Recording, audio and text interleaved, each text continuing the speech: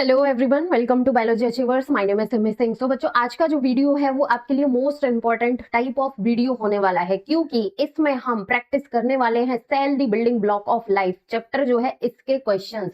Questions एक video में हम कवर नहीं करेंगे, क्योंकि डिफरेंट टाइप ऑफ क्वेश्चंस आपके टेस्ट हो या फिर हाफ ईयरली हो या फाइनल एग्जाम्स हो, डिफरेंट टाइप ऑफ क्वेश्चंस जो है वो पूछे जाते हैं। जैसे कि मल्टीपल चॉइस क्वेश्चंस भी आता है, ट्रू फॉल्स के फॉर्म में भी क्वेश्चंस पूछे जाते हैं, एक नंबर वाला क्वेश्चन भी आपसे पूछा जाता है, दो नंबर वाले क्वेश्चंस भी पूछे जाते हैं। इसके अलावा जो most most most important type of question है वो है कंपिटेंसी बेस्ड क्वेश्चंस, जो केस स्टडी वाले क्वेश्चंस होते हैं, और इसका वेटेज जो है वो क्या है, 50% आपका इसका वेटेज भी होता है। तो वो वाले क्वेश्चंस भी हम प्रैक्टिस करेंगे, लेकिन एक सीक्वेंस में one by one her type के क्वेश्चंस प्रैक्टिस करने वाले हैं। तो चैनल को सब्सक्राइब नहीं किया है तो चैनल को जरूर सब्सक्राइब कर लेना, और क्वेश्चंस प्रैक्टिस करना हम स्टार्ट करते हैं। तो यहाँ पर हमारे पास फर्स्ट क्वेश्चन है। क्वेश्चन क्या है? The basic structural and functional unit of life. Structural and functional unit of life क्या होती है? इसका क्या आंसर होगा? टिश्यू, ऑर्गन, सेल या फिर ऑर्गन सिस्टम? तो सेल जो है वो स्ट्रक्चरल एंड फंक्शनल यूनिट होती है लाइफ की। तो करेक्ट आंसर क्या हो जाएगा? Option number C. Questions practice करने से पहले आप नोटबुक निकाल के बैठना, पेन लेके बैठना, और क्वेश्चंस का नंबर डालते जाना, और अगर सही होता है तो राइट टिक मारना, गलत होता है तो क्रॉस टिक लगा लेना, और लास्ट में स्कोर देखना कि कितने क्वेश्चंस में से सही हुए कितने और कितने गलत हुए, और वो कमेंट सेशन में आप कमेंट करना। नेक्स्ट क्वेश्चन है, जो कि कंफ्यूजिंग क्वेश्चन हो सकता है अगर ध्यान से आप नहीं पढ़ोगे या फिर आपके कॉन्सेप्ट जो है वो क्लियर नहीं है। कैसे हो सकता है ये चीज मैं आपको बताऊंगी। क्वेश्चन पढ़ लेते हैं पहले। Who first observe cells? Simple पूछा है कि फर्स्ट टाइम सेल्स जो है वो किसने ऑब्जर्व की थी? रॉबर्ट ब्राउन, रॉबर्ट हुक या फिर लीवेनहॉक या फिर शील्डन?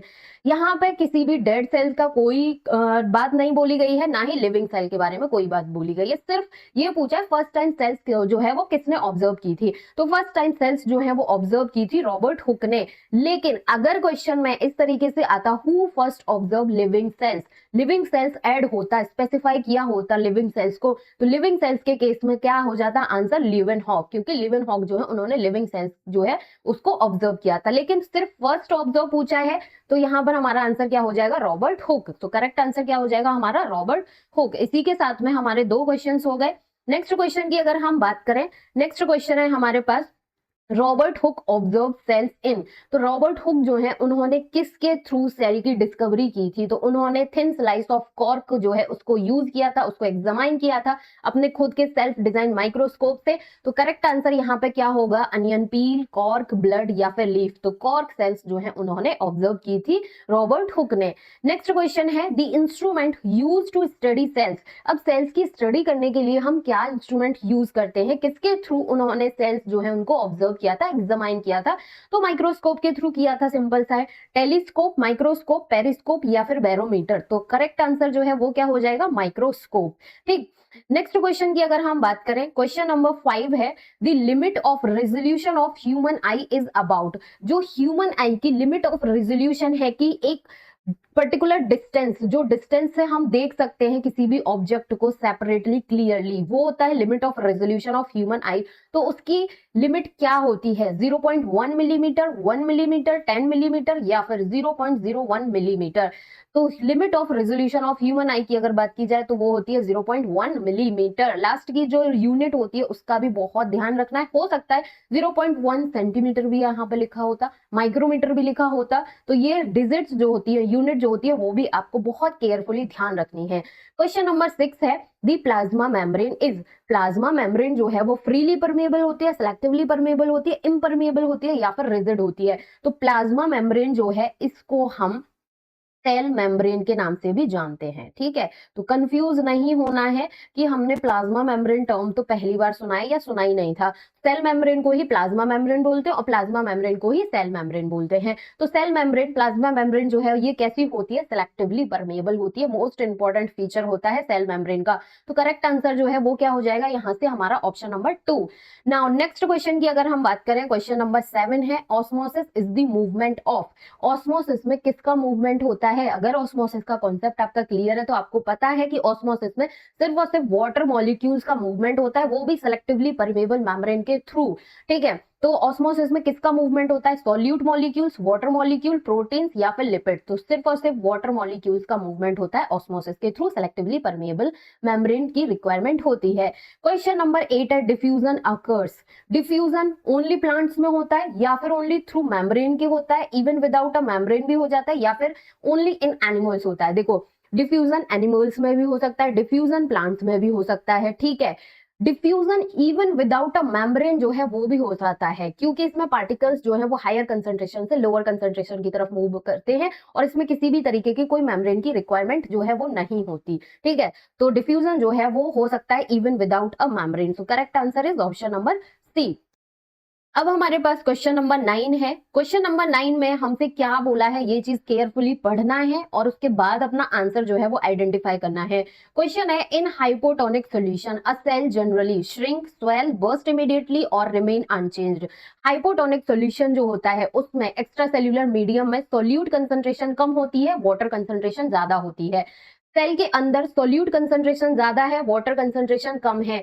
तो जब बाहर में पानी ज्यादा है तो बाहर से पानी सेल के अंदर जाएगा, जब सेल के अंदर पानी जाएगा तो सेल जो है वो स्वेल कर जाएगी। जैसे कि रात में हम किशमिश भिगो के रखते हैं और सुबह उठ के देखते हैं तो किशमिश जो है वो फूल जाती है, स्वेल हो जाती है। तो इसी तरीके से होता है क्या, हाइपरटोनिक सॉल्यूशन में सेल जो है वो स्वेल कर जाएगी, फूल जाएगी इन हाइपरटोनिक सॉल्यूशन। अब दूसरा केस है कि हाइपरटोनिक सॉल्यूशन में सेल जो है वो स्वेल करती है, श्रिंक करती है, डिवाइड करती है या फिर डाई इमीडिएटली। ये चीज हमें बतानी है। तो जो हाइपरटोनिक सॉल्यूशन होता है उसमें एक्स्ट्रा सेल्यूलर मीडियम में, मतलब कि सेल के बाहर क्या होता है, पानी कम होता है, सेल के अंदर पानी ज्यादा होता है। तो सेल के अंदर से पानी जो है वो बाहर निकलेगा और उस वजह से सेल जो है वो क्या होगी, श्रिंक हो जाएगी, सिकुड़ जाएगी। तो करेक्ट आंसर जो है वो क्या हो जाएगा, क्वेश्चन नंबर 10 का option number B. Now next question की अगर हम बात करें, क्वेश्चन है question number 11, a cell membrane is mainly made up of.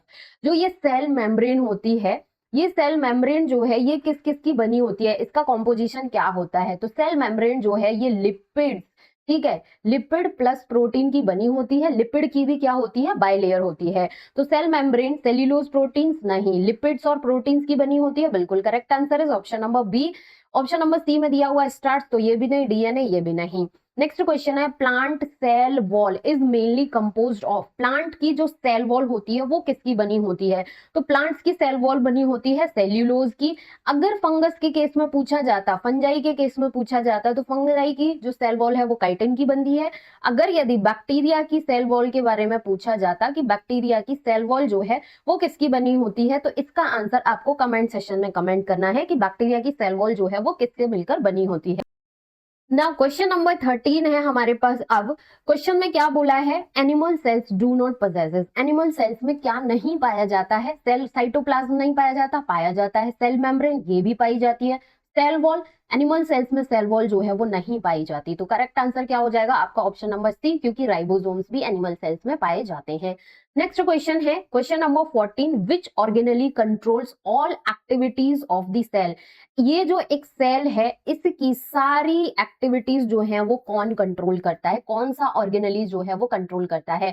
जैसे हमारे ह्यूमन बॉडी की अगर बात की जाए तो जितने भी हम काम करते हैं, ठीक है, जो भी कुछ भी काम करते हैं उसका हमें मैसेज या फिर उसका थॉट हमारे पास कहां से आता है, हमारे ब्रेन से आता है, ठीक है। उसी तरीके से सेल के अंदर भी ब्रेन पाया जाता है जिसको हम बोलते हैं न्यूक्लियस, और ये न्यूक्लियस जो है वो सेल की सारी एक्टिविटीज जो है उनको कंट्रोल करता है। तो करेक्ट आंसर जो है वो क्या हो जाएगा, ऑप्शन नंबर बी, कि न्यूक्लियस जो है वो सेल की सारी एक्टिविटीज जो है उनको कंट्रोल करता है, ठीक। नेक्स्ट क्वेश्चन है क्वेश्चन नंबर 15 में क्या बोला है, DNA is mainly present in. DNA जो है वो एक सेल के अंदर कहां पर प्रेजेंट होता है? ये एक सेल है, ये इसका न्यूक्लियस है, ठीक है। तो डीएनए जो है इस न्यूक्लियस के अंदर प्रेजेंट होता है, ठीक है। सेल में डीएनए जो है वो कहां प्रेजेंट होता है, न्यूक्लियस के अंदर, राइबोसोम्स के अंदर नहीं, वैक्यूल के अंदर नहीं, सेल वॉल के अंदर नहीं। न्यूक्लियस जो है वो कहां प्रेजेंट होता है, सॉरी, डीएनए जो है वो कहां प्रेजेंट होता है, न्यूक्लियस के अंदर। नेक्स्ट क्वेश्चन है, functional unit of DNA are. ये इंपॉर्टेंट क्वेश्चन है कि डीएनए की जो फंक्शनल यूनिट होती है या फिर डीएनए का जो फंक्शनल सेगमेंट होता है वो क्या होता है? जीन्स जो है ये फंक्शनल यूनिट या फिर फंक्शनल सेगमेंट होते हैं डीएनए के। तो करेक्ट आंसर क्या हो जाएगा आपका, option number B. Now next question है question number 17, protein synthesis occurs in. अब प्रोटीन का सिंथेसिस जो है वो कहां पर होता है?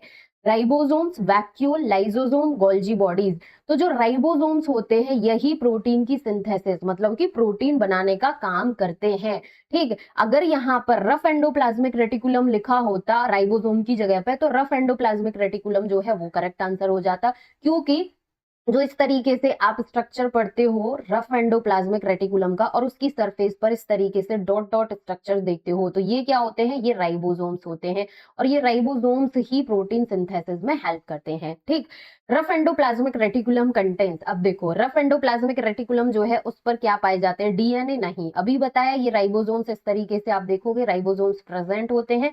ठीक है, तो रफ एंडोप्लाज्मिक रेटिकुलम क्या कंटेन करता है, राइबोसोम्स। तो correct answer is option number B. Now next question है, smooth endoplasmic reticulum mainly synthesize, जो स्मूथ एंडोप्लाज्मिक रेटिकुलम होता है वहां उसमें किसकी सिंथेसिस होती है, प्रोटीन्स की, लिपिड्स की, डीएनए की या फिर एटीपी की। तो प्रोटीन्स की सिंथेसिस तो रफ एंडोप्लाज्मिक रेटिकुलम में हमने देख ली, जो स्मूथ एंडोप्लाज्मिक रेटिकुलम होता है उसमें सिंथेसिस होती है लिपिड्स की। तो करेक्ट आंसर क्या होगा, option number B. Next question है, Golgi apparatus mainly functions in, ये इंपॉर्टेंट क्वेश्चन है। गोल्जी एपरेटस का फंक्शन क्या होता है, ये पैकेजिंग करता है और सिक्रेशन करता है, मतलब कि सामान को पैक करता है और डिलीवर करने का काम करता है। तो गोल्जी एपरेटस जो है रेस्पिरेशन नहीं, माइट्रोकॉन्ड्रिया का काम है रेस्पिरेशन, तो पैकेजिंग एंड सिक्रेशन काम है गोल्जी एपरेटस का। So correct answer is option number B. Now next question है, लाइसोसोम्स कंटेन, जो लाइसोसोम है वो क्या कंटेन करते हैं। ठीक है, तो लाइसोसोम जो है उसके अंदर डाइजेस्टिव एंजाइम्स पाए जाते हैं। फॉर एग्जांपल कोई सेल डैमेज हो जाती है या फिर कोई सेल डाई हो जाती है तो उस वेस्ट प्रोडक्ट को बाहर निकालना है, उसको ब्रेक डाउन करने का काम कौन करता है, लाइसोसोम, क्योंकि लाइसोसोम के अंदर डाइजेस्टिव एंजाइम्स जो है वो पाए जाते हैं, वो उस पर्टिकुलर सेल को या फिर वो उस पर्टिकुलर पार्ट को कट करते हैं, डाइजेस्ट कर देते हैं। तो ये काम किसका होता है, लाइसोसोम का, जिसको हम सुसाइडल बैग भी बोलते हैं या फिर क्लीन अप सिस्टम जो है इसी के नाम से जाना जाता है लाइसोसोम को। तो करेक्ट आंसर क्या हो जाएगा, option number B. The power house of the cell, power house energy बनाने वाला घर कौन होता है, तो एनर्जी जो है उसका फॉर्मेशन किस ऑर्गेनेली में होता है, माइट्रोकॉन्ड्रिया में। So mitochondria is the power house of the cell. ये क्वेश्चन तो बहुत मोस्ट फेवरेट होता है टीचर्स का, ये पूछा ही पूछा जाता है, power house of the cell क्या होता है, तो mitochondria is the power house of cell. Now next question है, ATP is mainly produced in, ATP जो है वो कहां पर प्रोड्यूस होते हैं, एटीपी जो है ये एनर्जी करेंसी होता है जो कि माइट्रोकॉन्ड्रिया में बनता है। ठीक है, तो एटीपी जो है एडिनोसिन ट्राइफॉस्फेट इसकी फुल फॉर्म होती है, आप चाहो तो इसकी फुल फॉर्म जो है वो साइड में लिख सकते हो, एटीपी की फुल फॉर्म होती है एडिनोसिन ट्राइफॉस्फेट और इसका मेनली काम जो है कहां पर ये प्रोड्यूस होते हैं, ये प्रोड्यूस होते हैं माइट्रोकॉन्ड्रिया में। नेक्स्ट क्वेश्चन है, photosynthesis occurs in, most important question, ठीक है, most important very important question है कि फोटोसिंथेसिस जो है वो कहां पर होता है, क्रोमोप्लास्ट में होता है, ल्यूकोप्लास्ट में होता है, क्लोरोप्लास्ट में होता है या फिर लाइसोसोम्स में होता है। तो फोटोसिंथेसिस का जो प्रोसेस है वो कहां होता है, क्लोरोप्लास्ट में, क्योंकि ये जो क्लोरोप्लास्ट सेल ऑर्गेनेली है इसके अंदर क्लोरोफिल नाम का पिगमेंट जो है ये पाया जाता है और इसी क्लोरोफिल पिगमेंट के थ्रू फोटोसिंथेसिस जो है वो होता है। तो फोटोसिंथेसिस कहां पर होता है, क्लोरोप्लास्ट में। Correct answer is option number C. Now next question है, क्वेश्चन क्या है, क्रोमोप्लास्ट मेनली कंटेन, अब ये जो क्रोमोप्लास्ट है ये क्या कंटेन करते हैं। अब यहां पर आप समझ लो कि ये जो क्रोमो टर्म है इसका मतलब होता है कलर, ठीक है, प्लास्ट मीन्स पिगमेंट, तो क्रोमोप्लास्ट जो है ये क्या करते हैं, कलर पिगमेंट्स जो है उनको कंटेन करते हैं। तो colour pigments is option number B, correct answer क्या हो जाएगा, option number B. Next question है, ल्यूकोप्लास्ट मेनली स्टोर, ल्यूकोप्लास्ट जो है ये क्या स्टोर करता है, वाटर को स्टोर करता है, फूड को, ऑक्सीजन को, कार्बन डाइऑक्साइड को। तो ल्यूकोप्लास्ट का काम होता है किस चीज को स्टोर करना, फूड स्टोर करना। करेक्ट आंसर क्या हो जाएगा, option number B. Next question है, large central vacuole is characteristic of, large central vacuole किस सेल में पाया जाता है, एनिमल सेल में पाया जाता है, प्लांट सेल में पाया जाता है, बैक्टीरिया में पाया जाता है या फिर वायरस में पाया जाता है। तो आपने प्लांट सेल का कॉन्सेप्ट पढ़ा था, वहां पर पढ़ा था कि इसमें एक लार्ज सेंट्रल वैक्यूल पाया जाता है, बीचों बीच में लार्ज में प्रेजेंट होता है लार्ज स्ट्रक्चर, तो इसी को वैक्यूल बोलते हैं। तो ये किसका कैरेक्टरिस्टिक फीचर है, प्लांट सेल का। बैक्टीरिया जो है ये यूकैरियोट्स होते हैं, प्रोकैरियोट्स होते हैं, मल्टीसेल्यूलर होते हैं या फिर ए सेल्यूलर होते हैं। तो बैक्टीरिया जो है ये प्रोकैरियोट्स होते हैं और यहाँ पर आप लिख लो कि ये यूनिसेल्यूलर होते हैं, मतलब कि एक सेल से बने ऑर्गेनिज्म होते हैं। ठीक है, तो बैक्टीरिया यूनिसेल्यूलर प्रोकैरियोट्स होते हैं। नेक्स्ट क्वेश्चन है which cell lack a true nucleus, कौन से सेल्स में ट्रू न्यूक्लियस जो है वो नहीं पाया जाता। प्लांट सेल में, एनिमल सेल में, बैक्टीरियल सेल में, फंगल सेल में। तो ट्रू न्यूक्लियस जो है वो किस में नहीं पाया जाता, प्रोकैरियोट्स में। प्रोकैरियोट्स का एग्जांपल क्या है, बैक्टीरियल सेल। तो बैक्टीरिया के अंदर ट्रू न्यूक्लियस जो है वो नहीं पाया जाता है। नेक्स्ट क्वेश्चन है cell division responsible for growth and repair, कौन से सेल डिवीजन जो है वो रिस्पॉन्सिबल होता है ग्रोथ और रिपेयर के लिए। मियोसिस, माइटोसिस, बाइनरी फिशन या फिर बडिंग। तो माइटोसिस जो प्रोसेस होता है सेल डिवीजन का वो रिस्पॉन्सिबल होता है ग्रोथ एंड रिपेयर के लिए। सो करेक्ट आंसर क्या हो जाएगा, option number B. Now next question है which of the following is absent in prokaryotic cells. Prokaryotic cells मतलब कि बैक्टीरिया में क्या एब्सेंट होता है, सेल मेम्ब्रेन एब्सेंट होती है, नहीं, सेल मेम्ब्रेन तो प्रेजेंट होती है। साइटोप्लाज्म प्रेजेंट होता है, एब्सेंट होता है, साइटोप्लाज्म भी प्रेजेंट होता है। Membrane bound nucleus, membrane bound nucleus जो है ये बैक्टीरिया के अंदर नहीं पाया जाता है। ठीक है, तो करेक्ट आंसर जो है वो क्या हो जाएगा, option number C. Important question है। नेक्स्ट क्वेश्चन है the genetic material in a bacterial cell is present in, जो बैक्टीरिया की सेल है उसके अंदर ट्रू न्यूक्लियस तो पाया नहीं जाता, तो उसके अंदर जो जेनेटिक मटेरियल होता है वो किस फॉर्म में प्रेजेंट होता है, न्यूक्लियस नहीं, न्यूक्लियोइड की फॉर्म में प्रेजेंट होता है जेनेटिक मटेरियल एक बैक्टीरिया एक प्रोकैरियोट्स के अंदर। ठीक है, न्यूक्लियोलस, वैक्यूल, अदर स्ट्रक्चर्स होते हैं। ठीक, नाउ नेक्स्ट क्वेश्चन है question number 33, eukaryotic cells contain, eukaryotic cells में न्यूक्लियोइड पाया जाता है, नहीं, ये तो प्रोकैरियोट्स का फीचर होता है। मेम्ब्रेन बाउंड ऑर्गेनेलीज जो हैं ये पाए जाते हैं यूकैरियोट्स में। न्यूक्लियस नहीं पाया जाता, भैया पाया जाता है। साइटोप्लाज्म पाया जाता है, बिल्कुल पाया जाता है। तो यूकैरियोटिक सेल्स जो है वो क्या कंटेन क्या करती हैं, मेम्ब्रेन बाउंड ऑर्गेनेलीज जो है उसको कंटेन करती है। गिवन ऑप्शंस में से क्वेश्चन को ध्यान से पढ़ना है और ऑप्शंस में क्या बोला है वो चीज भी ध्यान से पढ़ना है, तब जाके आपको आंसर करना है। ठीक है, तो करेक्ट आंसर क्या हो जाएगा, option number B. Next question है साइटोप्लाज्म इज, जो ये सेल होती है इसके अंदर एक फ्लूइड, ठीक है, सेमी फ्लूइड होता है, ना ही ये एकदम फ्लूइड होता है ना ही ये सॉलिड स्ट्रक्चर होता है, सेमी फ्लूइड जेली जैसा सब्सटेंस पाया जाता है जिसको हम साइटोप्लाज्म बोलते हैं। तो साइटोप्लाज्म जो है रिजिड लेयर होती है, नहीं, जेली लाइक सब्सटेंस होता है, बिल्कुल होता है। तो करेक्ट आंसर क्या हो जाएगा हमारा, option number B. Next question है एंड लास्ट क्वेश्चन है आज की पर्टिकुलर वीडियो का। तो क्वेश्चन नंबर 35 है विच ऑर्गेनेली कंटेन क्रोमोसोम्स, क्रोमोसोम जो है वो किस ऑर्गेनेली में पाए जाते हैं, न्यूक्लियस में, राइबोसोम में, गोल्जी बॉडी, लाइसोसोम। तो जो सेल के अंदर, ये जो सेल है इसके अंदर इसका जो ब्रेन न्यूक्लियस होता है इसके अंदर क्रोमोसोम इस तरीके से रॉड शेप्ड स्ट्रक्चर जो है वो पाया जाता है। तो करेक्ट आंसर जो है वो क्या हो जाएगा हमारा, ऑप्शन नंबर ए।